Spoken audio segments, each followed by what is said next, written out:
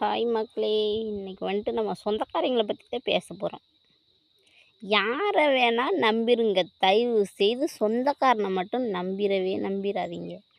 சொந்தக்காரன் வந்து ஏழ்லயும் இருப்பான், எட்டுலயும் இருப்பான், எலவுலயும் இருப்பான்.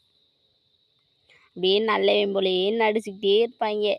நம்ம வந்துட்டு முன்னேறவே கூடாது. கொஞ்சம் முன்னேறிட்டோம்னா கூட அவங்களுக்கு வகுத்தெரிச்சல்ல, ச்சீ இவன எப்படியாச்சும் கெடுக்கணுமே! என்ன பண்றது? பாவம் அவனும் தூங்காம போயிட்டு நம்மளுக்காண்டி யோசிச்சுக்கிட்டே கிடப்பான். அவனை எப்புட்றா கெடுக்கலாம் அப்படின்னு சொல்லிட்டு. சும்மா எதுக்கு நம்ம போய் அவனுக்கு வேலை குடுத்துட்டு? அதனால வந்துட்டு சொந்தக்காரன வந்துட்டு கிட்டத்தட்ட சேர்த்துக்காதீங்க. அத பண்ணீங்கனாலே போதும். நீங்க நல்லா இருக்கலாம். சொந்தக்காரன் நம்பி ஒரு விஷயத்த சொல்லிட்டீங்கன்னு வைங்க, அதோட கெட்டீங்கன்னு வச்சுக்கோங்க. இங்கே சொல்லலாம், இல்லை சொந்த பந்தம்லாம் ஒவ்வொருத்தவங்களுக்கு வந்துட்டு நல்லா இருப்பாங்கன்னு ஆனால் அவங்க நினச்சிக்குவாங்க. ஆனால் அப்படி கிடையாது. சொந்த பந்தம் என்றைக்குமே நமக்கு சூனியம் மட்டும்தான் வைக்கும், நல்லதேன்னு நினைக்காது. அதனால் வந்துட்டு சொந்த பந்தத்தை விட்டு தள்ளியே இருங்க.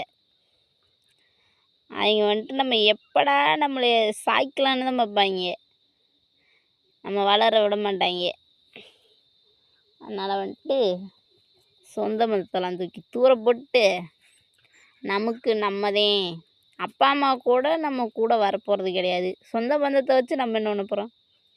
அப்பா அம்மாவே நமக்கு நிரந்தரம் இல்லாதப்ப, நம்ம புருஷன் இல்லை பொண்டாட்டி அவங்க கூட நமக்கு நிரந்தரம் இல்லாதப்ப, சொந்தக்காரனை நம்பி நம்ம என்ன பண்ண போகிறோம்? சொந்தக்காரன் வந்துட்டு நம்மளை எப்படி கெடுக்கலான்னு தான் பார்ப்பாங்க. அதனால் வந்துட்டு சொந்தக்காரங்களை நம்பக்கூடாது என்றைக்குமே. சரி, நீங்கள் வந்துட்டு சுயமாக எது பண்ணுறதா இருந்தாலும் சுயமாக நீங்களாக பண்ணுங்க.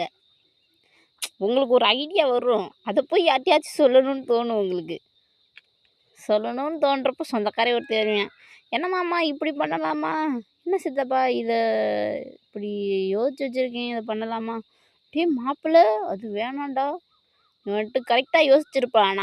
ஆனால் அவங்க வந்துட்டு அப்படி சொல்லுவாங்க, ஐயோ அவனை விட்டா வந்துட்டு முன்னேறி போயிடுவானே, அவனை பேச்சு கெடுக்கணுமே அப்படின்னு சொல்லிட்டு ஐடியா பண்ணிக்கிட்டே இருப்பாங்க. அதனால் வந்துட்டு யாரை வேணால் கிட்டத்தில் வச்சுக்கிறோங்க, சொந்தக்காரனை கிட்டத்தில் வச்சுக்காதீங்க.